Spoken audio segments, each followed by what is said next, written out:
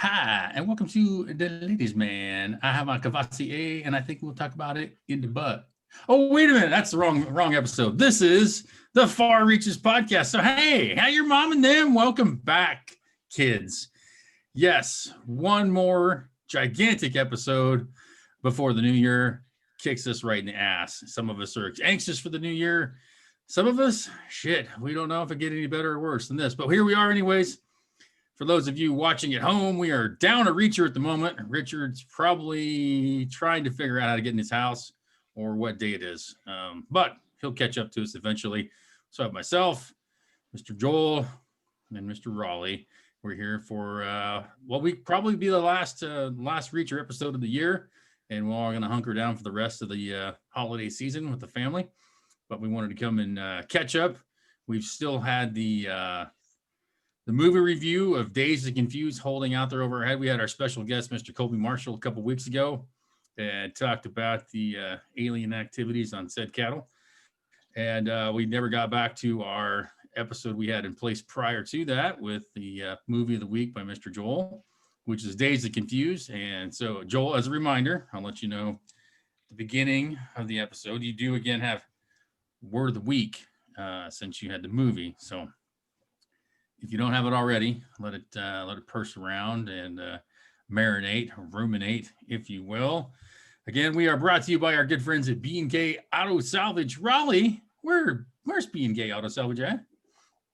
Downtown Baker City. Beautiful downtown historic Baker City. Yeah. Also just south of La Grande as well. For all your scrapping needs, they got used parts, new parts, 4x4 parts is parts, and all the parts. So if you're needing something, give them a holler, and they'll give you a hand. So, guys, it's been 3 weeks, I think, since we last chatted. So let's go around the room and have our weekly updates. Raleigh, looks like you're in the bordello this evening. Why don't you give us your update first, good sir? I am. I don't know where to start. Well, the beginning? The fun part. Christmas is over. Spent the Christmas with Kel's family in California. Pretty laid back, low key, long drive each way, and back now to the Arctic regions of Oregon. What's the current temperature? I'm not sure. We're supposed to be getting some cloud cover coming in. It's only supposed to get down in the 20s tonight, but the current, I'll have to look, it's probably about 24 degrees.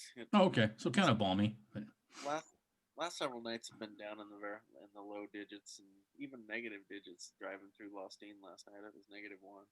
But just cold weather and not a whole lot going on. Kind of preparing. Kelly's taken off to go on a COVID crisis position in Sacramento for a month, nursing, and so I'll be manning the ship here. And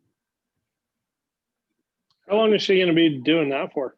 You know, a month, I think we established. Yeah, 4-week contract. 4-week contract. That's going to be intense. Yeah, she's kind of preparing herself for the worst. She was actually going to stay down there after Christmas and then wait and come home, but she wasn't at all unlike me. And California's plenty to deal with while you have to be there. So she rode back and catching a flight back down. But I think she's kind of preparing for the worst and hoping for the best as far as what the workload's going to be. She sounds like she's on a COVID floor and going to be, I don't know, taking care of all the really sick people. That's all I know.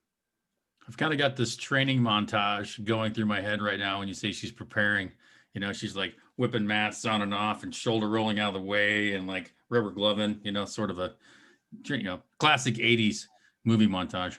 Well, she actually had to go get fitted for a mask here this evening at the local hospital. They have for these nurses, they have an actual fitting that makes sure that the masks that they're wearing fit them appropriately so they don't catch any particulate matter. And that's like the N95. Is that what that's called? Yeah, the N95. And I don't know. She's not really aware yet what the the exact PPE is going to be at this hospital. Some of them have complete headsets with respirator deals, breathers. I don't know what they call those, but she looks like she's off of Star Wars or something. So being around your smelly socks all weekend, she's probably mostly prepared for wearing a respirator. Yeah. Yeah, she's actually, when she's preparing for the worst, she doesn't think I'm too bad to live with. So this is great. Just setting the bar at a different level. It's awesome. Yeah. Yeah, and got a few heifers to calve this month. Oh, yeah. Jeez, already. Yeah, no, they weren't supposed to be till January, but there was a pretty tight bag one this morning. Preemie cows? No, just first calf heifers, and we didn't have the numbers bred up that we wanted to be at for our culling in the herd, so we went out and bought about a dozen and a half more bred heifers. And unfortunately, when you do it that way, calving dates can vary a little bit. So, but you'd rather have them a little earlier than later on heifers. So yeah, there's a handful of them in January and February that we'll have to bear with in the weather, and yeah, feeding cows and do some night checking if I absolutely have to. and keep you warm. But that's my update for you as of right now, unless I think of anything else that you can't live without. Well, we'll be here. So if you think of something, just put up your hand and we'll call on you, and you can share with the group. Yeah, as long as you brought enough for everybody. Yeah. Speaking of everybody, where the flip is Bradford? I don't know. He's Richard. He probably forgot. Remember the other day? He's like, "What day is it again?" We're doing this Tuesday, Richard. What day is it today? It's fucking Monday, Richard. Okay, so you combine, Richard and ranching and COVID and holidays, and I'm honestly a little envious. Yeah, I have a great story about I traveled on the Bradbury schedule just to see what it was like, because usually I was the one herding and going and saying, and we did a whole trip, and I just went on his schedule, and we missed most of the shit we were leaving for, but damn, it was fun.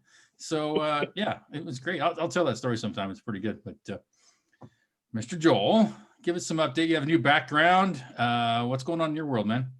Yeah, I've had a hell of a good week.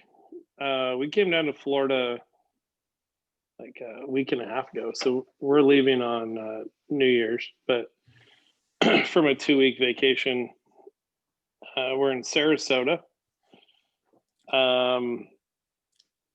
We took a boat ride around all the channels and stuff. Oh yeah. And then we went and looked at some Christmas lights at the botanical gardens, and we rode motorized bikes, not motorcycles, a cross between a bicycle and a motorcycle. Like I didn't have to pedal. That's all I was concerned about. Yeah. Rode those on the beach one day. Played a lot of golf. Beauty. Just went and played some bar trivia. I love bar trivia. Had a good little week. sun too. Looks good. Yeah, I was going to say this for the best thing of the week, but maybe this will be good now, which is, so we went to bar trivia, and just two of us. And when you're only two, you're at a huge disadvantage. Well, that's so after the fifth round, they start reading off the standings, and they say our team name Letterbuck was first. And they're like with 62 points, Letterbuck, and Jess started shouting like, "We have 62 points!" All excited. Act like you've been here before. Yeah. I'm like, shh, we're in last place. Stop. You're humiliating us. And so that was after 5 rounds. We were dead last. And so in the final Jeopardy, you could wager your points. So we did a true daily double. Yeah, sure. And the question was, are you still there? Yeah, okay. We got you. Yeah. The question was, what U.S. state shares the shortest land border with Canada? Like, we'll give you 1 minute. And I was like, immediately, Idaho, right? Yeah.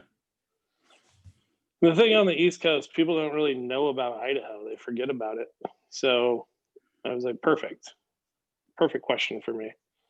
Yeah, and only 2 teams got it right. Oh. So we jumped from from last place to second place with so we got $10 off of our meal. Oh, outstanding. How many teams were competing?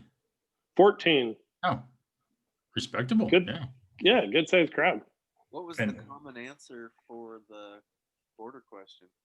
What was a common border question response? Vermont? Michigan or Vermont, yeah. A lot of people said Vermont. Pennsylvania actually shares the shortest border, but a lot of it's water. Oh, okay, yeah. That's the qualifier. Yeah. And New Hampshire is the second shortest New Hampshire land border. I think 42 miles for Idaho and 45 Oh, so it's quite close. for New Hampshire. Pretty close, yeah. Oh, wow. Outstanding. Yeah, so golf today was great. I got paired with some people from New Jersey. They were really friendly. Oh, cool. And on the back, I did terrible on the front. All the courses here are hard as shit. Like so much water, lose a lot of balls. But today, for some reason, put it together on the back 9. I was 6 over on the back. Oh, nice. With 4 pars in a row. So that always feels good. Yeah, I don't know what it is. I think it's like you get pretty comfortable with a group and relax, and you can play better. It helps. It's tough getting thrown in with randoms. You just have to go play your own game and just kind of ignore it for the most part. Yeah. Yeah. I just play poorly when I play with Junior. I feel like worse than I normally do because it's like pressure. It's not very nice when you play golf with him, you know. I just tell him to pound sand and play my own game. Yeah, I mean, when I first saw him play golf, I was like, holy shiitake. But then I was like, well, that guy's been playing golf since he's like 2 minutes old, and yeah, I just let it go. Yeah, I bet it's the coolest feeling in the world if you go play golf on vacation by yourself and you get paired with a group. And if you're junior and you just show up and you're like shooting under par, like that's gotta feel.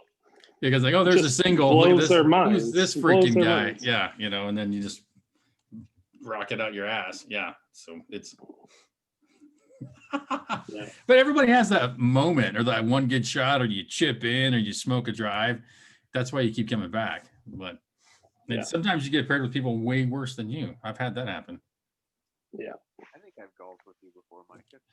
Yes, Raleigh's real wood driver and his 13 7-irons. Yeah, that son of a bitch, when he gets a hold of one, you better watch your ass. Yeah, it's gone. Don't know where it's headed. You can't worry about that shit either. Yeah, but we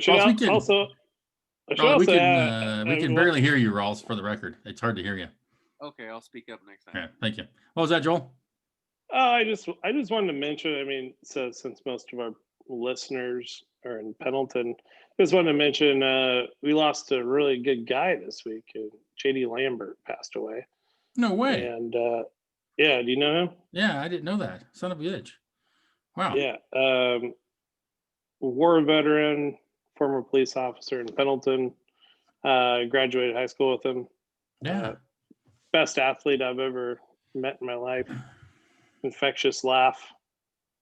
Just a great guy. I didn't know. That's too bad. Got to spend a little time with him in Pendleton over the summer, which was nice. But goddamn, it's a sad one, right? Yeah, tremendous. I'm glad you got some time with him this summer, though. That's cool, but still, that really sucks. Wow. Yeah. So JD will be missed. Definitely. Man. Dick. On that, sorry. Yeah, that sucks. Sorry to bring it down. Tell us about your drapes behind you, Micah. Oh, so yeah, my weekly update. I finally found a little villa I kind of liked here in the Rita, and it closed and everything. I think on the 15th, on a Tuesday, I believe it closed, and so I started the transition in. So yeah, I have some paisley drapes for my office room. I really like.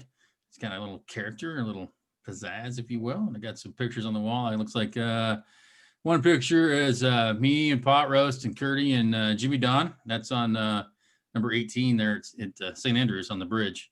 It's that one picture. And then the other one is a semi-naked cowgirl on the other side. And then I'm at my current desk, and the other desk is sort of my my play toy desk in the back. So yeah, things that some people might. Yeah, there's probably about 10,000 rounds stacked underneath that table right now. Oopsie daisy. So yeah, this is my office. Been just working around the house and doing fun things like putting screen back in the screen porch in the back area, cleaning the pool, and working in the garage and buying furniture on Facebook Market and meeting all sorts of random people. So that's been my holiday. It's been pretty fun. So just getting settled in and waiting for my daily Amazon shipments of whatever I might need for the day. So it's been good though. So nice neighborhood, good people. Did you hire a designer to come in and put together your living room or anything like that? No, not yet. Early American. Is that a thing? Yeah, apparently. Yeah, I saw it on what was that? Wall Street? Yeah. Darian, she was the designer. No, I've got some. I picked up some really sweet leather couches and chairs. Like nice sets. And then I've got a handmade live edge maple table I made a couple years ago that goes in there. I got a nice cowhide rug. So the front room I call it the couch corral. Yeah, it's kind of come together. You got the old branding iron hanging on the wall, little bar area set up. So yeah, it's fair to middling. I'd say pat on the back. Yeah. So, but yeah, that's my update. Just get the official residency here in the Rita and kind of getting settled in. And you're going to jump in the pool tomorrow. I just might, because it was like 75 or so today. It's going to be probably that much or more tomorrow.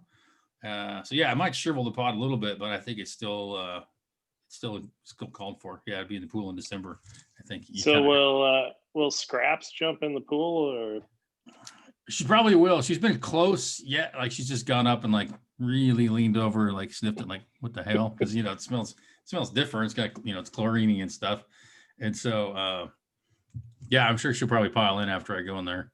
So we'll see. She's not really a water dog though. So yeah, it'll be entertaining. But yeah, got the automatic pool cleaner 9000. It looks like kind of looks like a Caterpillar combine. It's yellow and black and has tracks on it. You just plug it in and throw it in the pool, and it does its deal. So yeah, Brian has one of those. Good deal. Oh, nice move. I should have talked to Big Daddy about his pool cleaning accessories, but we must have done the same research. And I can't believe Brian had spent that much on a pool cleaner. Jennifer must have bought it. Yeah, I'm pretty sure it was a gift. That would make sense. Yeah. Nothing against your brother, but we know. Yeah. So yeah, then I cleaned out the gutters and shit and stuff like that, and just had all the fun stuff when you move into a house. Yeah. So meeting the neighbors and hanging out. It's been nice. Been real nice. So we'll get her all settled in here pretty quick in the next week or so. It should be all pretty much dialed in. So yeah. Well, I took out a wall. Now I can park my pickup in my garage. So that was fun. Good. Yeah. Details. So still haven't heard from Bradbury. So he's just going to have to miss out. That's too bad for him. So good updates. I think everybody's been traveling and enjoying a little family time. And I'm glad we could squeeze in this last reach before the new year. So if you guys recall, we had talked about discussing one of all of our favorite movie, Dazed and Confused, and Mr. Joel had led us down this pathway. So has anybody seen it recently? I actually rewatched it about 3 weeks ago, right before I think we were going to do that. And God, I laughed so hard at different things than probably I'd laughed at before, mostly at some of the people, again, just to see the cast of characters. And then you know, just the shit that they pulled off, and I could really relate to being from a small town. But Joel, why'd you pick this movie? I don't know. I think a lot of our discussions were just sort of trending in that direction. You talk about classic movies, so you're always trying to think of one of those. And then we had what was the other one that I picked last time? The cruising one in California. Yeah, American Graffiti. Yeah, yeah. I almost said Hot August Nights, but that's not really that. Yeah. Yeah, just sort of along those lines. And it was a movie that I just watched a lot. Yeah. In high school. I don't think I'd seen it in years. I watched it again like 3 weeks ago. But one of the strangest things is to watch a movie like that and see these people that I watched them when I was a little kid, and then when I was their age, and not much sense. So it's strange to like see how little and young the characters are. But yeah, I mean, it's still a good movie. There's parts of it that don't hold up, and like the acting is pretty terrible. But my biggest takeaway that I thought that was most interesting is the two nerdy guys and the redheaded woman. Oh yeah, yeah. And how they were the two guys were sort of, I feel like, almost rightly mocked back in like when you're that age watching it. And now those are the ones that like people probably connect with in pop culture the most, right? That's a good point. Yeah, they were kind of the outside observers, really just sort of like armchair quarterbacking and observing and picking and not really involved or in it. And I think it's probably a great point. Is they're probably the ones that most people relate to now as opposed to then. Yeah, like is it existentialism? I think is the word. It's a pretty good word, especially for this podcast. Yeah, I mean, they're still dorks, but well, I mean, yeah, I think they're probably part of that, as Richard would say. You know, they were part of the, the part of the conscience, if you will, of the people, maybe the filmmaker, but sort of the eye on the actual events, if you will. They were the ones that could point that out. Yeah.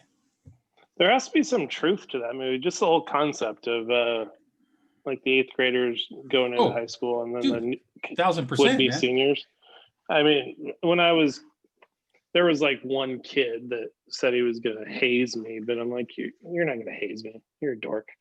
We had sanctioned event in high school, dude. When you became a freshman. Yeah, it was called the freshman slave sale. And as a freshman, upperclassmen, sophomores and up, you would be marched out into the gymnasium, all your whole class, and then one at a time you would come up and they would bid on you. So it was like hazing had been like out of control. And so they decided to make it sort of like a sanctioned and controlled school event. And they called it the freshman slave sale, and they would buy you. And whoever bought you, they could dress you up. They could make you sing songs, chase pennies down the hallway. Yeah. And it was a whole week. Yeah. Yeah. Yeah. They didn't do anything like that when I was there. But that's what we did. I mean, that was sort of their way of saying like, okay, we know this shit's going to happen. And so here's what we're going to do. And it's going to be sanctioned by the school. So keep it within the school and the rules and don't go outside of those bounds. So that's why, like, when I go back and see this now, it hits me so much harder because I realize that not everybody went through that. Literally quit the hazing process, to my knowledge, and between 90 and 95. Okay. Like at the point when I graduated high school, you didn't see it anymore. But when I was in junior high coming up into it, there was still things going on. And it's interesting how, and I don't know, is that where we entered into the PC culture or something? There was just this time frame that sticks in my mind where a lot of those old traditions that were there in many communities went away when it came to that sort of behavior. Because I grew up being around at a Helix, and they had a outstanding hazing program. I mean, when you only have Outstanding. between 5 and 12. Top in the state. Yeah. Well, your classroom sizes were between 5 and 12 people, so it was kind of almost like a school event to pay attention to what was going on in the freshman hazing. And then in Pendleton, once I got into there, there were things that would go on, but it wasn't anything like it was in a smaller community, which I don't know if there's anything to that reasoning as to why that was, but I just think it was a cultural thing that was going away at that point. I think for years it was probably like once you enter high school, you get punched in the face by a Bigsby. That was a hazing program. Probably his mom or Ivan or somebody. Yeah. When the boys all graduated, then she took over. So duty calls. Yeah. Yeah, your dad pulled a buck and shoot gates for years, and your mom punched people in the face in high school. That's just that's a Bigsby Pendleton tradition. Yeah. Oh, Pendleton, what a place. Pete Town. Yeah. So, it's funny when I talk to people about this, and the fact that they called it a slave sale. And that's what we did. But it was, you looked forward to it because you could go together. People would gang up and, 3 or 4 people would go together and buy people and get a herd, and it would just be, they sort of made it fun because it used to get kind of violent. And there was a couple a-holes I remember that didn't want to cooperate with the process, and they got a little bit more of a let's just say one dude was saran wrapped naked to the telephone pole outside the Pizza Villa right uptown, and so he didn't want to work and play well with others, so that was his treatment. So, and I think also they then took him down and drove him up to the top of Black Cap, which is a mountain peak right outside of Lakeview. You can see from town, but it's a pretty good jaunt. They drove him up there and dropped him off. So that's a little hike back to town also. But I think that might have taken the edge off of him a little bit. But most people would just go along with it, and it was during school hours, and then all was well. So, I mean, there was the natural hierarchy in the bus, but that's a totally different story. Yeah. The other thing about the movie is I remember hearing that. So Matthew McConaughey moved to Los Angeles, and within like 2 weeks he got cast as an actor in that movie. And he moved to LA to be like a sound guy. He was going to be behind the scenes. He wanted to be behind the scenes. But to his credit, he's just so fucking cool that they're like immediately recognized Matthew McConaughey and put him in the movie. Yeah, I went to college with a dude that said he knew Matthew McConaughey. And some of the details he said that come out later, turns out he probably did. But yeah. I mean, you wouldn't make that up in the early 90s. Yeah, exactly. Yeah, I think it was Is right that when you were in college? I started college in 95, and so this just came out in 93. So it was pretty popular. Like me and Kevin Conn would watch this pretty much weekly. The interesting part about that is he was way off script with those lines that he used. Yeah. Made Matthew McConaughey, I mean, the all right. Oh yeah, a lot cooler if you did. And yeah, it'd be a lot cooler if you did. And freshman chicks, yeah. Yeah, I get older and they stay the same age. That stuff is all Matthew McConaughey. I was watching actually a documentary on the movie, and it was amazing. Just him being who he is really set the platform for where he went in his career. Yeah. And it was nothing that those weren't things that they were expecting to see, but it was so good in the moment that they kept him on the movie, and it made that guy's career right there. It's crazy. He's gonna be one of the coolest people to ever live. I think so. Right? Yeah. I think he's very genuine, I think. Yeah. He's not going to be doing stuff to make him seem cooler or do this. From what I can gather, he's pretty much just him, which I think I respect. Even if you like everything about him or not, I just respect that part. See, from where? West Texas, somewhere Yeah, let me go to our good friends at IMDb for all your movie questions. Let me see if I can find that real quick. Like Pecos or something. This Good is the Lord. portion that's sponsored by Junior at the liquor store. Oh, that's the intellectual moment. This is just the random movie moment. The intellectual moment is just truly that. It's just a moment. Yeah. And like when you look him up on IMDb on Dazed and Confused, like he's way down the list, dude. Like I had to scroll. Uvalde, Texas, down there in South Country. Yeah. Oh, you know where that is? Yeah. Cool place. Yeah. So yeah, a little bastard. Yeah, he's let's see. 1 Oscar, 48 wins, and 82 nominations. Yeah. 71 acting credits. So it'll be interesting to watch his career over the next couple of years because he's made a couple statements recently that are sort of anti-woke liberal viewpoints.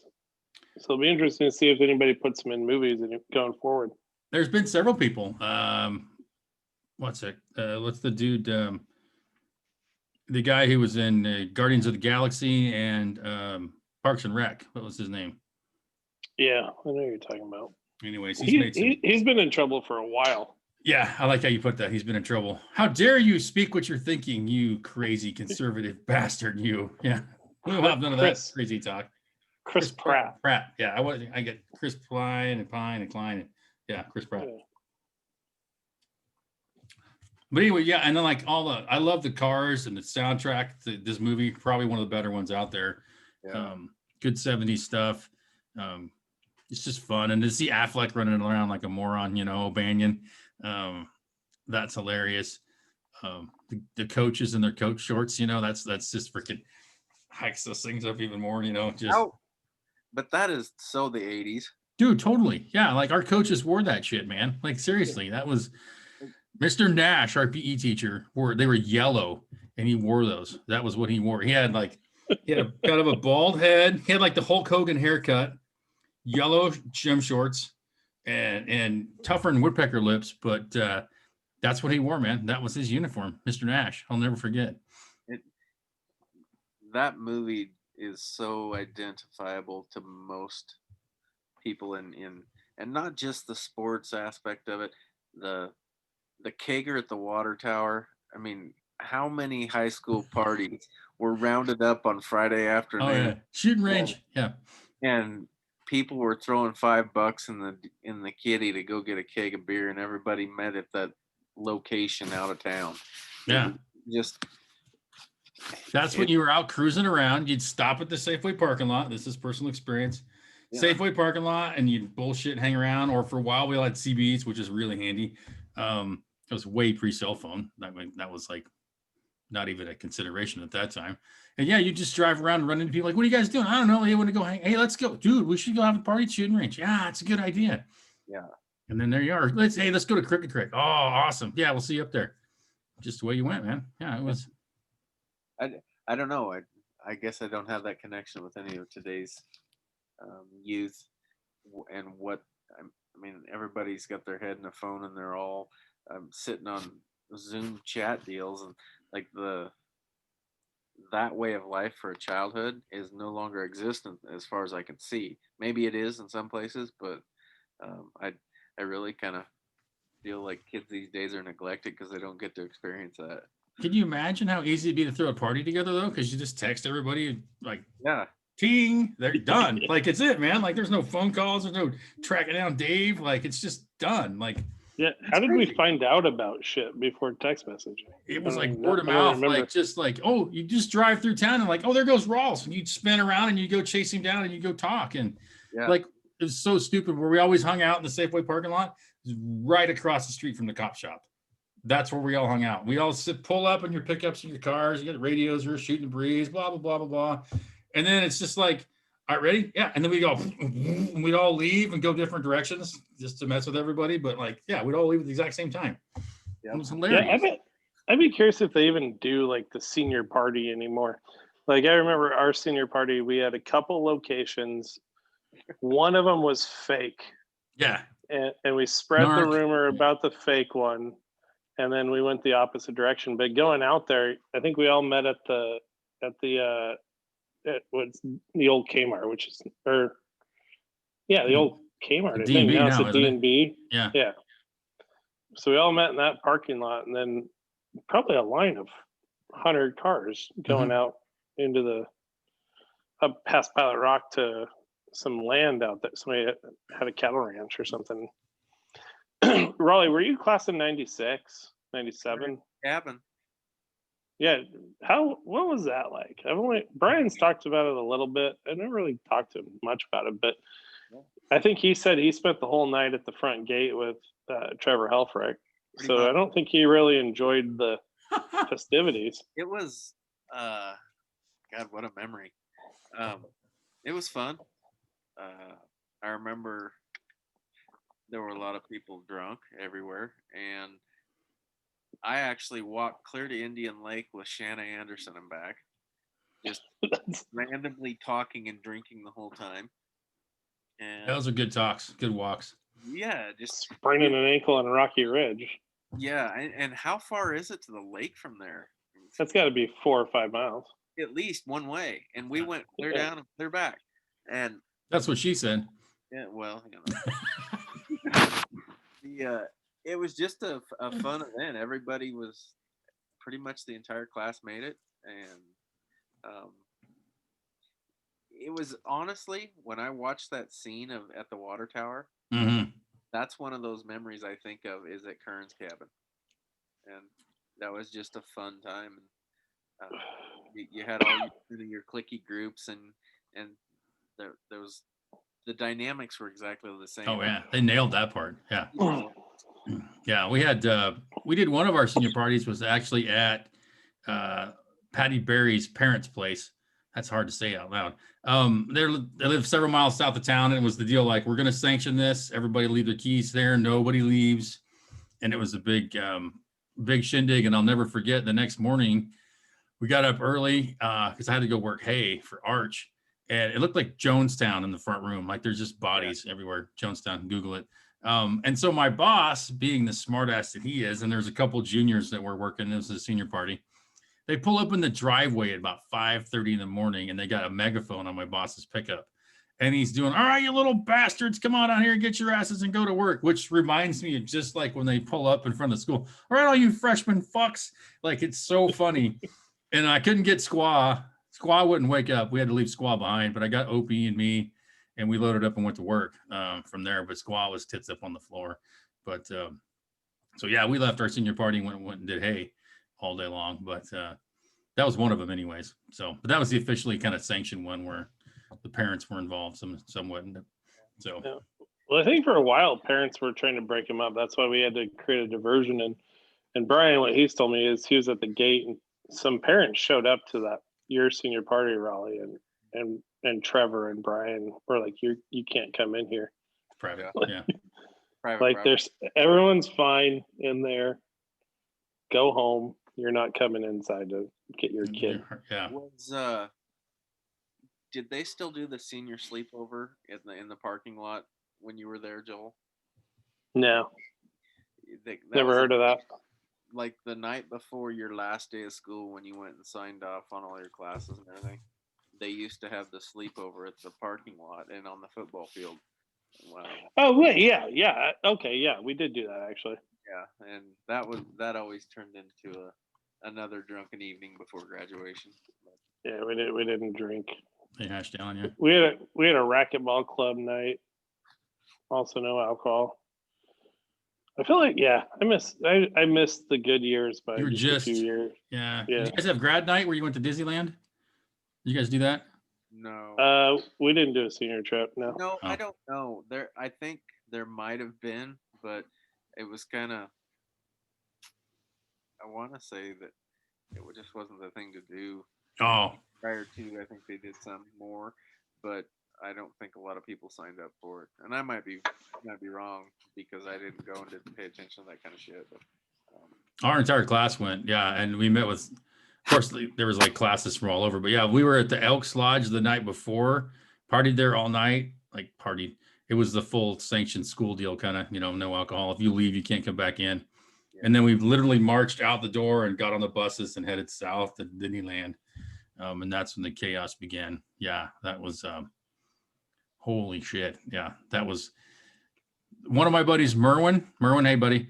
Merwin looked about as old as I do now in high school. So he rolled down the street to the liquor store, and we came back with a shopping cart full of shit back to the hotel. And so within being there of about 30 minutes, the party was on the roof. Yeah. It was pretty wild. Somebody banged Mickey Mouse, and now Disneyland doesn't allow it anymore. They said he's fucking goofy, so we took him at their word. Yeah. So no, Dan Bach did hit a golf ball. We were playing putt golf, very first hole, and Reebok goes, "Hey, watch this!" And Bach's never played golf in his life, and he hauls off and hits the golf ball with the cheap, mini golf putter, launches it over the street into the Disneyland parking lot, and we get kicked out very first hole. Yeah. Best golf shot Reebok ever hit in his entire life was right there. A-hole. Teenagers are so annoying. Yeah. Imagine being there now and a kid does that. Like, oh, dude. Yeah, we were just, it Get was outta here. chaos. Absolute chaos. Yeah. People were hanging out the emergency thing on the bus on the way down. Yeah.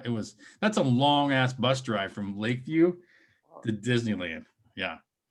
Because there was no drinking on grad night, but let me tell you, the bus was loaded for bear. Yeah. So. No, that would have been fun.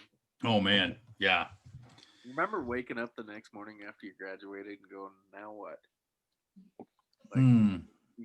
Like, yeah, I was pretty much already, like, I'd signed up for the Navy and I was working. And so I had like a. that. I mean, I knew I was going to go to college and I knew I was working, but it's like, wow, that chapter's over.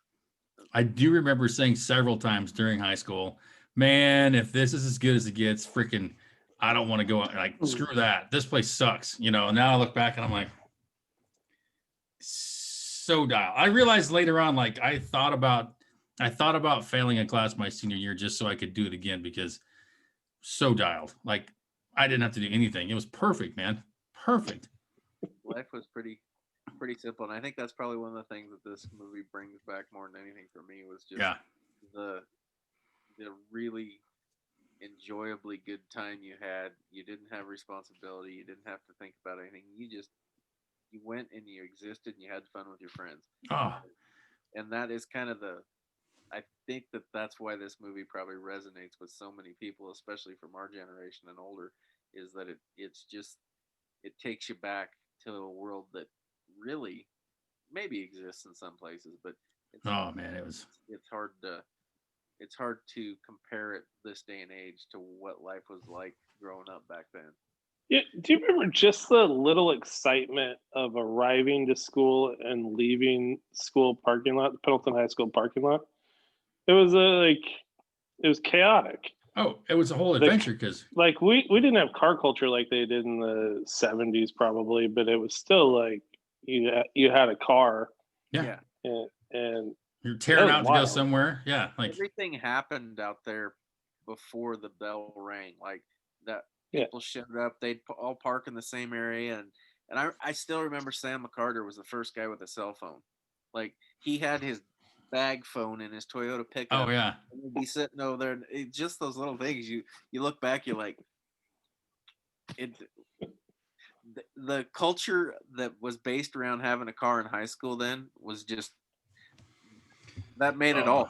And then the shotguns in the back of the windows and always, dude. Hunting on the way to school. I mean, during lunch and after school. Oh, 100%. I'd have a dead pheasant in the trunk of the car, and you just, the things that you did. I mean, that's where the plans were made for the weekend, was in the parking lot. People just, it was a fun way to grow up. It really was. Oh, and then everybody got their license at a different time, so when your first buddy got their license or could drive legally, we drove to school a lot. We didn't have a license, but for going uptown at lunch, there'd be like 40 people crammed in a car, like legs hanging out and shit, like it was just so much fun. Oh my God, that brings back a memory. Oh, so yeah. One of the places to eat in high school that was like, I was a junior, had Toyota Camry, and it used to be Godfather's Pizza. God, I don't even know. I don't even know what it is down there now at that place. I thought it was a gym for a while, I think. Yeah, I And think it's still like a heavy woman gym or something. yeah, they had an all you could eat pizza menu down there. And I It don't know. probably still smells like that inside. I'm sorry. Yeah. I don't know what the cost was, but it was like $3.99 or something for an all you could eat buffet. And Yeah. everybody just go load up. And Les Turner was a year older than me. And little Les was not a little guy. Like little Les was, I don't know. A lot more. Yeah. Yeah. He was a big boy. Les Turner fit in the trunk of my car and rode in the trunk of the car to go down there to school. I mean, just some of the crazy shit that we would do back then. I remember going to taco time, and they had the 99-cent tacos or 2 for 99-cent tacos. And Chad Courtney, on our senior year, he and I'd go down there and eat every day at lunch. Yeah. He'd have a cooler of beer in the back of his Chevy Blazer, and we'd sit in the parking lot and eat tacos and drink beer for lunch. You're just drinking beer at lunch in high school? Yeah. I mean, Jesus. we had shop class the next. I mean, all we did was go out and weld shit the next hour. You know, Yeah. It was just, I don't know. It was it was fun. That's why I can relate to that movie so much, is because of the fun that you had, and it's just, I can still remember those little highs that you got off of doing all this shit those guys were doing. We would hooky bob uptown for lunch. Like that's when you grab on somebody's bumper or tailgate, you know, like you didn't have to drive, you just hooky bob uptown. And I have to tell this story. My buddy Mater had this Ford Granada. It's a little 2-door car, 6-cylinder, 3-speed. And Mater was uptown. I don't know, we were all walking for some reason, like, hey, Joe drove. And literally 12 of us, if there was one of us, got in this car. And Mater's about the size of my finger. He was smashed over against the door. There's me and Lawson and Hamrick and about 15 girls in the back seat. So each of us had a different job. Like Mater's steering. I was running the gas, I think. Hamrick was running the clutch. And I think Lawson was shifting. And Joe was just like driving like this. So as soon as he started the car, the throttle was to the floor the entire time. It's a miracle we didn't all die, but it just, and then it sits in the middle of the road, Mom, trying to find a gear. And there's so many people it wouldn't even burn out. But yeah, we drove all the way back to school in like second gear, doing about 50 because it was just to the floor. We finally made it back. But what a terrible idea. Terrible idea to give 16-year-olds a driver's license. Yeah, completely. Yeah. So irresponsible. Legs hanging out. Like it was literally just people stacked in the back. It was kind of like, how many people can we fit in Mater's car? And one day, Sponge, Kevin Johnson, his nickname was Sponge, he took my parking spot. And I had a parking spot. You didn't park in my spot. He had a little 2-wheel drive Toyota. So he parked in my spot one day. So I just hooked onto him and I drug it back out of the way. And the band room wall was a big part of the parking lot. So we turned his pickup sideways and parked the pickup on each end and one in the middle. And we all got in my pickup and drove off for about 6 hours. And we came back when it was dark and Sponge is waiting in the parking lot to get to his pickup because we had blocked it in. And the little bastard never parked in my spot again. So that was some of the shit we played off, you know, just for fun, so to speak. So, hey, Sponge, hope you're out there. You didn't park in my spot, man. Yeah. We had rules and shit, Joel. What's that? Our big high school scandal was, I think later on after like Raleigh would already been gone, they put in speed bumps in the parking lot, but they weren't like cement. They were you like bolted them down, and somebody went through and unbolted them all and threw them all in the river. That was our big scandal. That's not bad. No. Did you guys still do senior pranks and stuff like that when you're going through high school? Oh yeah. Yeah. I don't think so. Jesus, Joel. Man, no wonder you're so miserable all the time. You missed out. I remember we had the internet. We had when we were there, our senior year was the reconstruction of that high school. So when we showed up, when we got there as sophomores, it was, and then our junior year, they started into construction, and then our senior year, we were just in full on demolition and rebuilding mode. Well, there was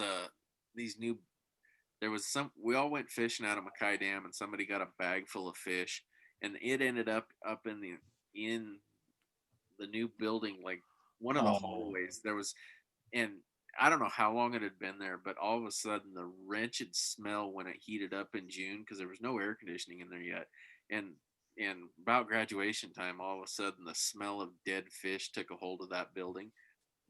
God, now there was all kinds of little shit going on, but it was all in good fun. Oh, good fun. That's like what we always said. It's just fun. Yeah, we never got really too beat up over it. So, yeah, I don't know if the statute of limitations is up on some of the shit we pulled off, but yeah, it was fun though. It was damn fun. Yeah, so that's why this movie means a lot to me, because it really just kind of captured some of that, the randomness, the free spirited. That's what I'm thinking of. It's just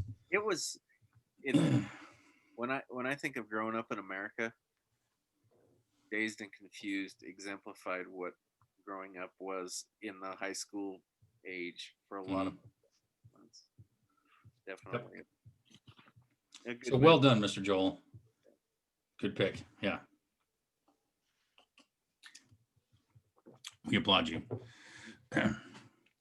That's been some pretty good inadvertent high school story time. We could do that. That could just be, we could just call this podcast High School Stories. And that's all it would be, because there's plenty to choose from. Yeah. It's just saying. Yeah. Still can't.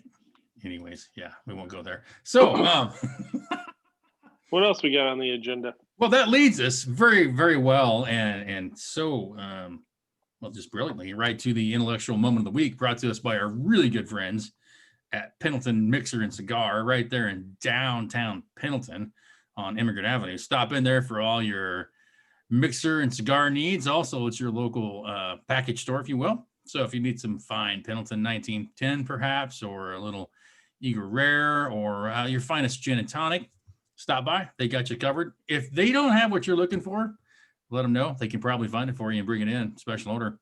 They'll do all they can to help you out. So that's our good friends there at Pendleton Mixer and Cigar, which brings us our intellectual moment of the week. Well, wait a minute. I want to talk about this advertisement a little bit. Okay, sure. We can bring that up now. Our sponsor. I didn't know that it was called Mixer and Cigar. Like Pendleton Mixer and Cigar. Yeah. I think they have a pretty small section for mixers. Mm-hmm. They just have like one fridge. I wonder why they call it Mixer and Cigar. Like, and they're not really a cigar store. I mean, they have cigars. Yeah. It's mostly a liquor store. Wonder. It is. So the part of that deal, and we'll get into Junior's business here for a moment, is, the state sets the pricing for all the alcohol. So it's kind of a fixed margin, if you will, on that. The mixers, cigars, and accessories and accoutrements are all considered out of that realm. And so they set the pricing, and they do their buying, and they make the profit on that part as well. So it's sort of two businesses within one in some sense, due to the Oregon liquor laws. So that's part of that reasoning. Yeah. But again, if you want some more mixer materials in there or some different cigars, we'll let them know. They'll bring it in for you. I'm a big fan of those giant ice balls for good bourbon. They'll bring those in. They're nice. Yeah. So they bring in the ice. No, those nice big ice ball molds. The molds. Yeah. Oh, the molds. Yeah. Okay. Handy stuff. If they don't have it, they're like the geographical oddly. 2 weeks to get you anything you need. So. Well, and also there's just cooler shit in there than you can find at the museum. Very true. Yeah. A bunch of cool statues and artwork. Yes, and if you like golf paraphernalia, there's some great signed stuff up on the wall also. So stop by, say hi, and most importantly, tell them we sent you. So that brings us to our intellectual moment of the week. And this is another quote. I like the quotes because they kind of capture an essence, and then we can discuss. And so I found this to be very poignant at this time. So here's the quote. Quote. There is a culture of ignorance in the United States, and there always has been. The strain of anti-intellectualism has been a constant thread winding its way through our political and cultural life, nurtured by the false notion that democracy means that my ignorance is just as good as your knowledge. And that's by Isaac Asimov. So basically, that sort of sums up the past year. My ignorance is just as good as your knowledge. What do you think? I don't really know Isaac. I've heard of Isaac Jack Me Off before, but Asimov, yeah. is he? I don't know if he's right or left wing. But He was born in Russia and then was a teacher at Boston University.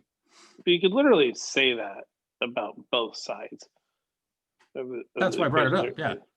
Yeah, I think that's interesting. That it doesn't really point to either side. It's just like there's a cult of ignorance in the United States, and there always has been. The strain of anti-intellectualism has been a constant thread winding its way through our political and cultural life, nurtured by the false notion that democracy means my ignorance is just as good as your knowledge. Okay, so yeah, maybe you said that completely unbiased, and maybe just talking about both sides are full of ignorant views. I think so. I mean, he came from Russia, and he was a teacher at Boston. He did a lot of science fiction writing. I think he was like born in like 1902, I think, to 92. He was pretty experienced, but mostly scientific writing and science fiction. So I just thought it interesting.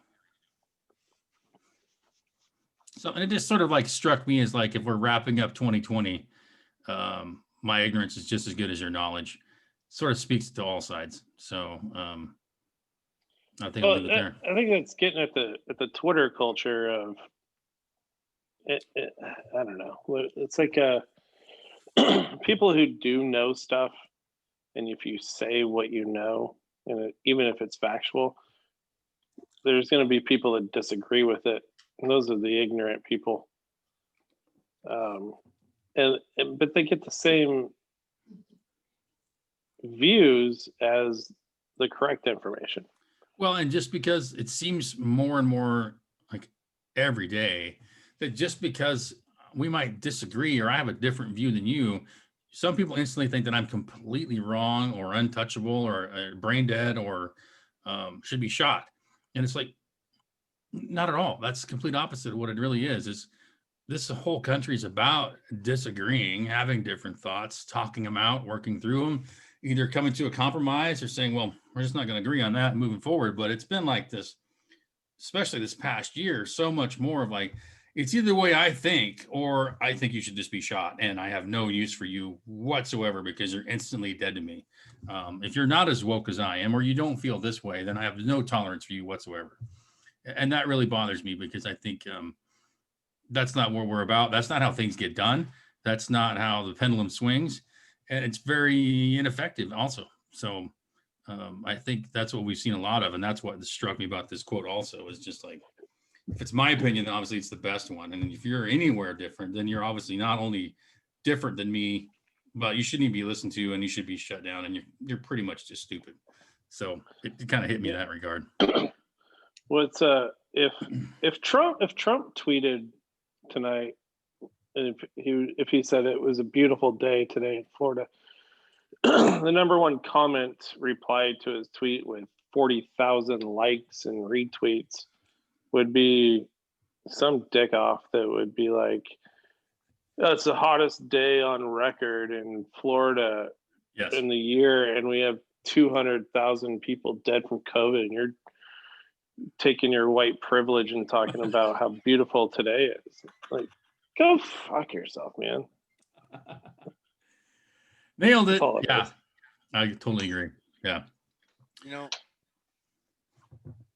I'll sit here and think and listen to you guys' conversation there. Sorry about that. Yeah, no, I'm enjoying what I'm hearing. You hear about intellect and you hear about ignorance. And both of which don't necessarily mean anything about wisdom. Very good point. And I feel like we live in a culture where every little armchair quarterback with a touchpad and everybody has to be heard. Like, we live in a culture where if you're not being heard, you don't mean anything. And I grown up around guys that sat back and listened and paid attention, and when they open their mouth, you better listen because they'd been down the road and back again, and and learned through hard knocks and fought in wars and lived a life that people couldn't fathom today. And the one thing they have that intellectuals might have, ignorant might have, but they have wisdom, and it is missing in our world. And it, I that statement, it resonates because people don't listen anymore. They all want to be heard, and in both cases, you either want to portray your your intellect, or you want to be ignorant and open your mouth.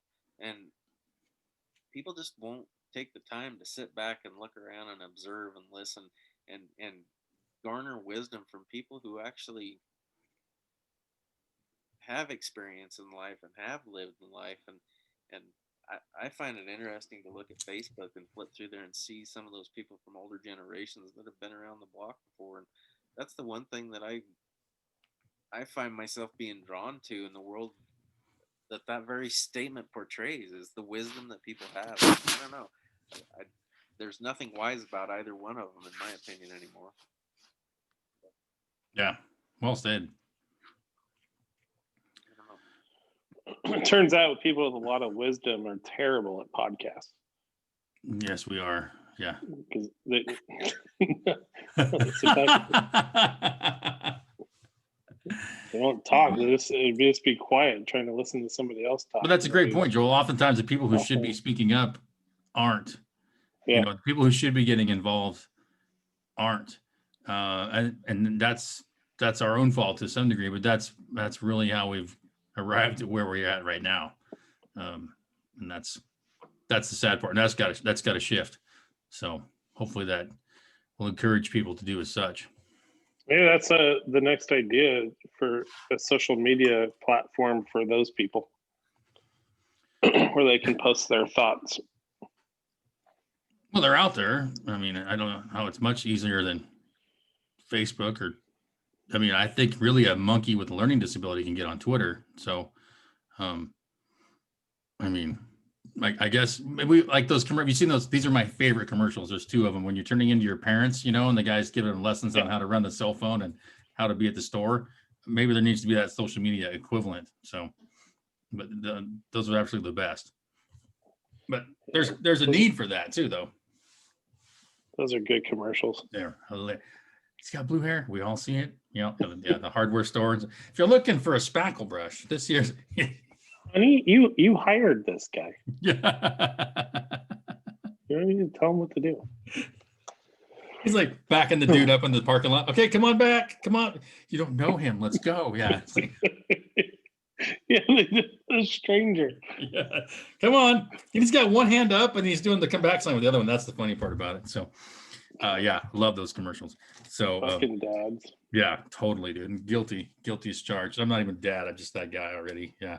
Pretty nice little Saturday. Might head over to Home Depot. I'm not sure. So awesome. We're going to switch gears. You know what else I did real quick? Yeah. I went to, can you guys name what the oldest sport played in the United States is? Highlight? No, but actually this sport has very similar rules to highlight. So you got a guess, Raleigh? What did you say, Micah? Highlight? Say that again. Highlight? It's that weird thing with the big cone and the ball and shit. Yeah, it sort of like has the basket. Yeah. If you ever seen Mad kind of Men, like lacrosse. Is it lacrosse, Joel? It's sort of like that with the same concept. I don't know the rules or anything. No, it's the oldest sport lacrosse. I thought it might have been because the Iroquois used to play lacrosse. No, it is polo. Polo. Oh, interesting. And I went to a polo match the other day, and you can fit 9 football fields can fit onto a polo field. Mm-hmm. It's pretty entertaining, actually. It is fun. Yeah. But similar to highlight, there's only 3 sports where you can only play it right-handed, and it's polo, highlight, and field hockey. I'll be damned. Yeah. Didn't know that either. Yep. Interesting. Well, I'm doing another sponsor segment, and while I'm doing that, Joel, if you want to get your word of the week prepped, maybe it's going to be chucker or something like that, since you went to a polo match. But I got one more. Back shot. One more. Ooh, easy now. That's a difference altogether. That's a different thing, Joel. Yeah. So. Very popular word in polo, though. Yeah. The announcer kept saying, "Oh, and Holly with the back shot." It's also in porn. Anyways, so yes, one more word from our good friends at B&K Auto. That leads right into this very well. You know, kids, with social distancing rules in effect, what you can do is just call and order your part and even pay over the phone. It's so handy. And of course, the good friends at B&K, they'll pull that part and have it ready for you. Or for those of you like Joel and Raleigh who like to go pull their own, you can just come on out and enjoy some good old-fashioned junkyard fun yourself right down there at B&K. So if you know what you're looking for and you're good at pulling it yourself, just grab your tools and wait on in and get her done. That's our good friends at B&K Auto Salvage in the beautiful Grand Ronde Valley. So, and that leads us to this week's Far Reaches Word of the Week by Mr. Joel. What do you got, Mr. Joel?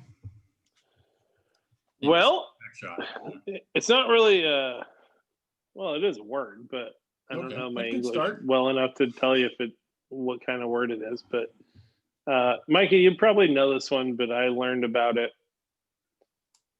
when I got down to Florida, and it's called the word is no-see-um. Oh yeah. Affirmative. You know what a no-see-um is, Raleigh? It's a gnat. Oh fuck. Okay, yeah. Got it. Yeah, not your penis. I bet Richard would have gotten it too. He probably would have. Yeah, I'm actually putting up no see-um proof screen on my lanai right now. Yeah, which I also learned lanais are to keep bugs out. But most no-see-ums are so small they can get through those things, the screens, and they leave a welt bigger than a mosquito bite. But you can't see these little fuckers. And I probably have 50 of them on my body right now. All my extremities itch from joint to joint. What hotel are you? The Hotel Coral Essex. Yeah.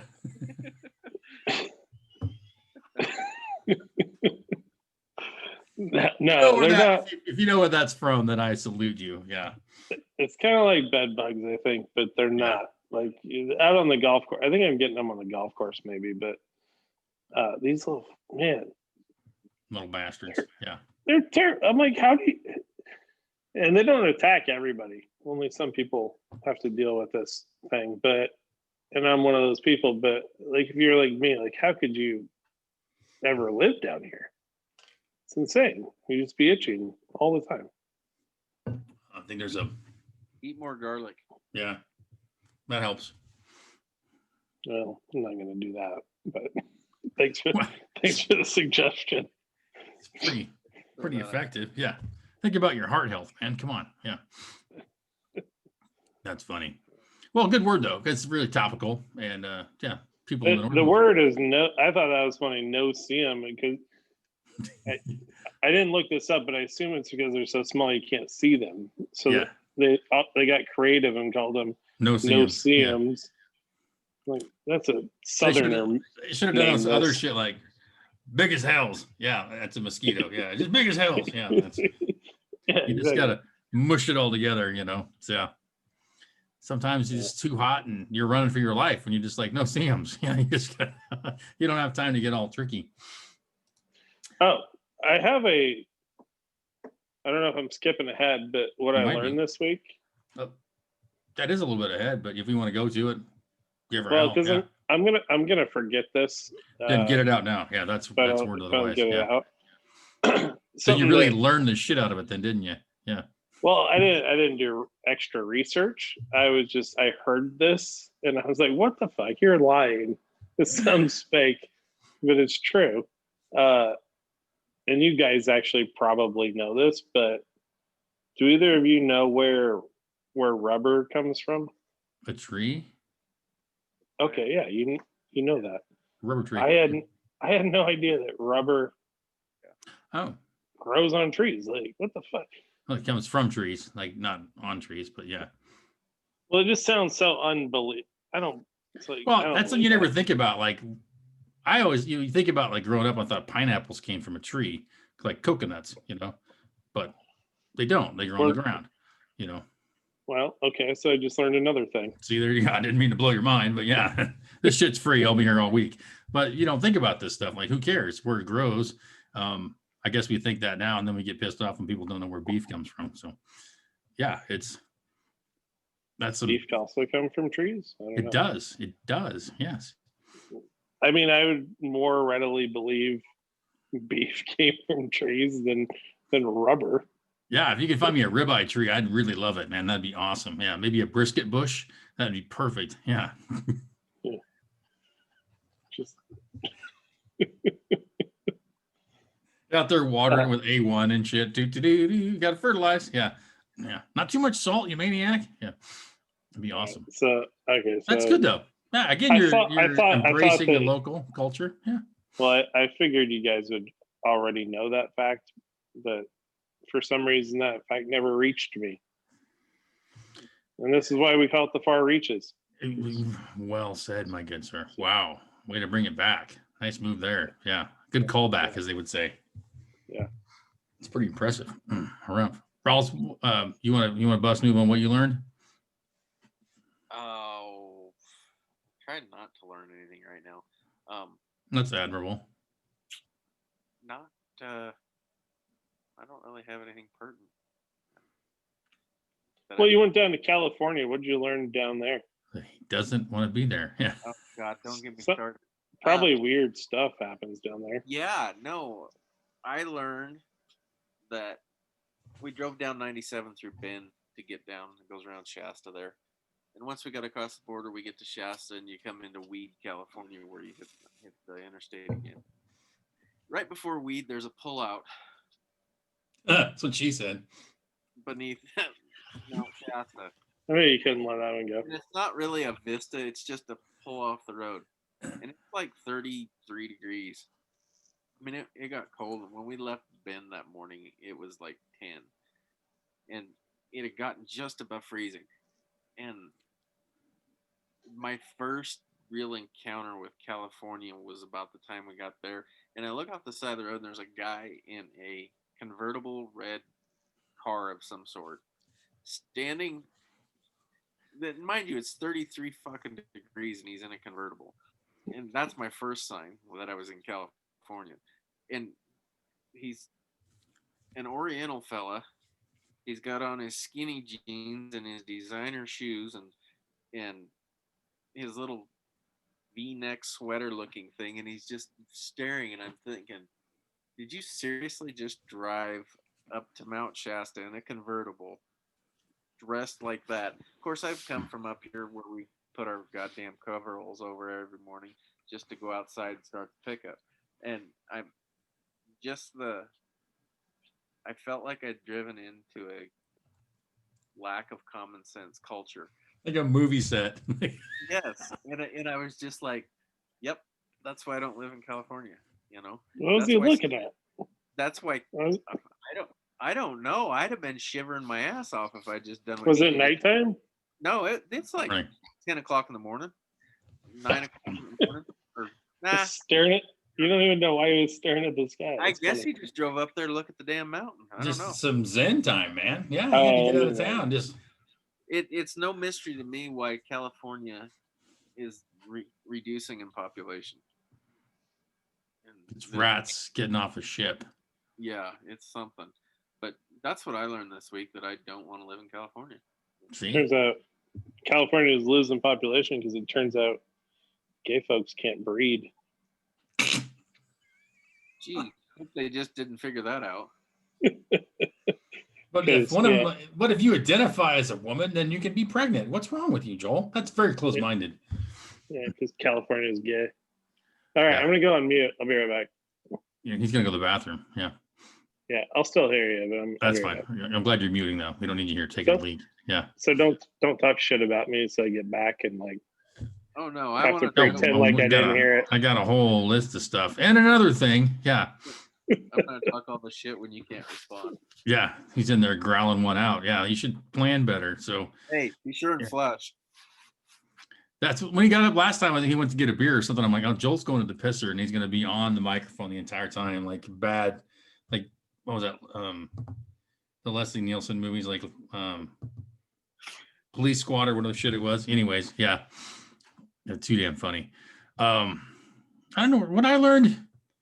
I don't know. I just learned that there's a lot of shit that goes into when you buy a house and moving too that you try to forget about. But thank my good friends down here that helped me get moved and get settled in, and that helped me a lot. And it's just been the trek ever since then. But yeah, I actually feel kind of left out. It's like the first time you've moved, and it I don't know is. how long that I haven't been a part of it. It is the first time that I've moved that you've not been.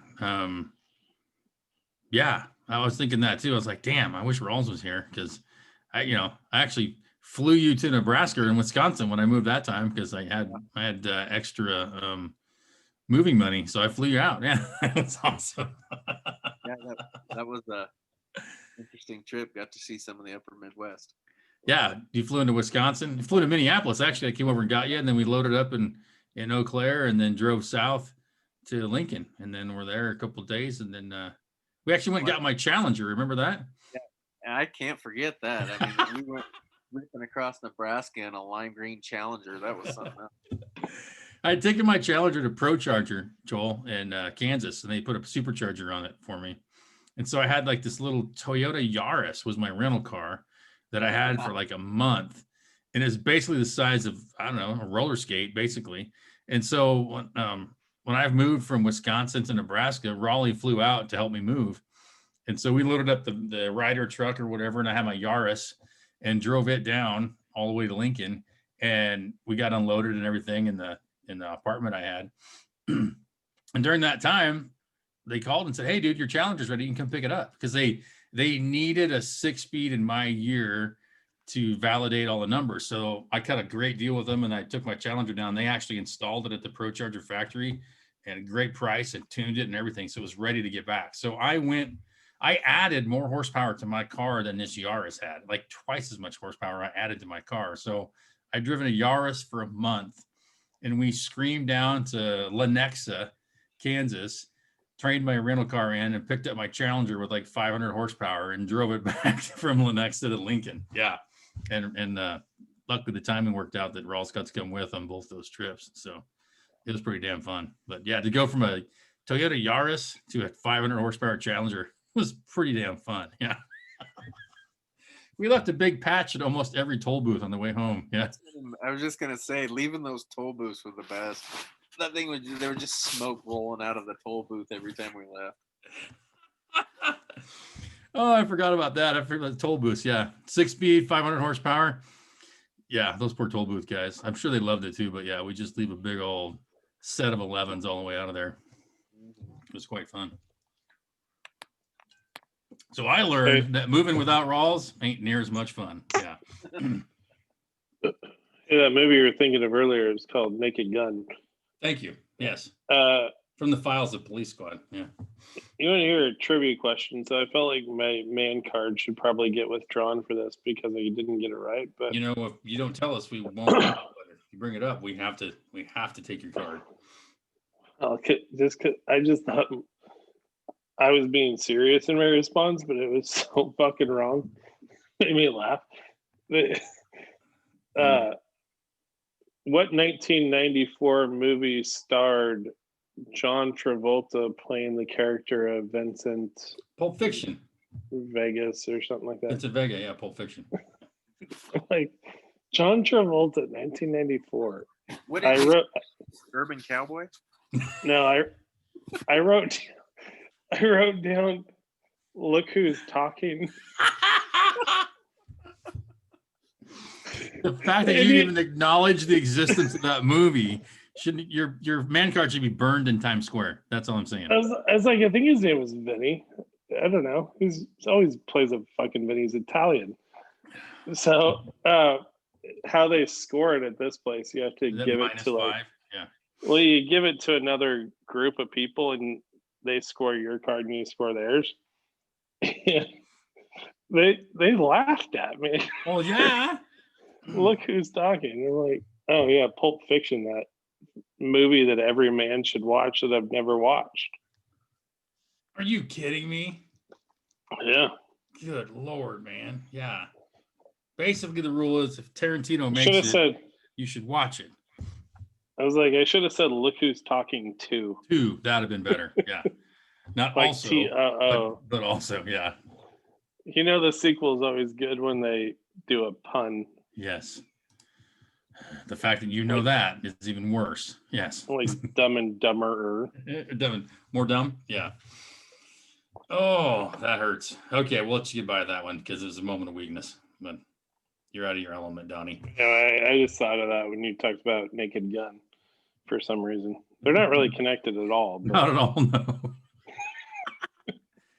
That's like the antithesis of each other. Naked Gun, Pulp Fiction. Yeah. Well, Naked Gun 33 and a third. That's another poorly punned sequel. Yeah. Yeah. That is the third one, I believe. Yeah. Yeah. Still more Part of naked. Part of the trilogy. The With famous OJ. Naked Gun trilogy. OJ, man. Those are great with OJ. We've got some reader mail we'll kick into, and then we'll bust a move into our best thing of the week. So there's light at the end of the tunnel. It might be a train or it might be the end. We'll go from there. So this is from Miss M in Oregon, and she quotes, 2020 can fucking pound sand. I think we'd all agree. Special shout out to Kate and Maria, birthdays on the 31st and the 1st. Congrats. P.S. Kate is single and a hot Irish chick. There you go. So we'll get some more details on who that is, but y'all know him. So happy birthday, everybody. And Kate, best of luck. Hopefully you get to at least second base on New Year's with somebody. That'd be awesome. Yeah. Get felt up. Yeah, that's a good goal for New Year's dance floor, at least. Second base. Third base, a little extreme for the dance floor, but if you find a nice corner, I won't begrudge you that. So yeah, it's not unheard of. No, not at all. No, especially never mind. Whew, that was close. I dodged a bullet on that one. This last one is from Miss S in Washington, and this is pretty intellectual shit here. So strap in, kids. What do you think about high-level precision genital removal thievery, as we talked about on our last podcast? High-level. Listen up. High-level precision genital removal thievery. Remember we talked to Colby about people stealing the shit off his cows. What do you think about that having the goal of hybridizing hormones to create and clone hermaphroditic livestock? It could save a lot of resources, produce less methane, and produce more food per head. That made my head hurt when I read that, actually. Yeah, can you simplify that question? Basically stealing those body parts to synthesize what you need to make animals and really just kind of making like walking petri dishes, basically. Okay, so steal the dick to clone the cow. Basically, yes. And then make them so they're non-sexed and so they're more efficient. You don't have to worry about the breeding. Yeah, that was, I think that's her theory about what's going on potentially. Wouldn't it be easier to just go to the sale yard and buy one? Perhaps. Maybe you don't want anybody to know. I don't know. Yeah, like whatever they're doing now doesn't make any sense either. So she thinks they're stealing the cow parts so they can clone them? She said, I don't think that's what she thinks is going on. She thought about if that was something that could happen, or if hypothetically. So maybe aliens have that technology, so maybe aliens are taking it so they can clone it. Maybe so. Yeah. What better way to grow cows on your spaceship than that way? Yeah. Yeah. Start with the most important part. I appreciate the reader mail. I thought it was quite entertaining, and that probably should have been our intellectual moment of the week. Just to read that was probably the smartest thing we ever said on this podcast. So we appreciate that for sure. So keep the thoughts bubbling in, kids. But again, Raleigh looks like he's thinking really hard about this. He is. Yeah, I think he's thinking like mulling over in his head. High level precision, maybe semi level precision. But again, shout out to Kate and Maria, upcoming birthdays. And Kate, hope you find that special somebody at least to mash on for New Year's. So that leads us to our far reaches. And I'm going to say best thing of the week. And if you want to go squirrely, since it's our last episode of 2020, best thing of the year, if you're so inclined. I'll leave it up to you, gents, on how you want to approach that. If you want to go best thing of the week, if you want to have a best thing of the week and a best thing of the year, I think we can allow that also, because this is sort of a special occasion. This is, I think, our 34th or 5th episode this year, which is pretty impressive considering how random we are. And hopefully we'll group our feces a bit more in the coming year. We both know better than that. But yeah, so if Joel, you got some thoughts? Well, top of mind is the week 16 of the NFL season just ended. Best thing of the week, I won the regular season, so Nice. I had the best record. And then this is fantasy football, by the way. Gotcha. And then I ended up placing third, so I lost in the semifinals to my brother Casey, Hmm. who by the way is a newly minted Roundup director. So Oh, really? I've not heard. congratulations to Casey. Congratulations, Yes. Casey. Outstanding. Well Yeah. done, sir. Well done. He'll be good. Yeah, Yeah. He's done a lot of good work down there. Yeah. Maybe we could talk to him. We can, Yeah. Maybe give him. Well, yeah, we'll talk to him. So I ended up getting third. I won the third place matchup with a score of like 173, Pretty nice. which smashed the record in the 10-year history of the Greater Eastern Oregon League Fantasy Football League. Beat the record for the season, which was previously held by me. Way to But open up yourself. so great fantasy football week. Got third, scored $400. Oh, nice move there. Yeah. Who won? Trevor. Outstanding. Well done, Trevor. Well done. Yeah. Gets his name on the trophy. Oh, well. Harumph. Yes. Congratulations to Trevor Smith for winning the 2020 Greater Eastern Oregon League Fantasy Football Championship. And a good time shall be had by all. Yes. Mr. Ralls, and your Bordello background, what do you got there, good sir? I'm gonna go with best thing of the year. Oh, nice. It might not be the best thing personally or anything, but it's been a best for all of us, and that's organizing this chaos and mayhem that we try to pursue often here. I think in light of what this year's brought for most of us, everybody pretty much, this has been a fun platform to kind of throw some shit against the wall and see what sticks. And I think it's been getting feedback from people, and I think it's been a good thing. There's been a lot of folks that really enjoy the time we take to bring a better place. That was Joel. Wow. You think? No. Did the maintenance Yes. man fall down in there? What the? Oh, yeah, you're on recording. Yeah, so I just think that this has been a really good thing that's brought a lot of laughs and smiles to people's faces, and Yeah. I'm gonna go with that on best thing of the year on our behalf, and thank you to all the listeners, and I've really enjoyed getting to be a part of this and continue on. Good one. Nice move there. Yeah. A moment frozen in time. Yes. But yeah, I'm gonna leave that. Exhibit A right there. Yeah, that's awesome. Absolutely. Well stated, Rawls.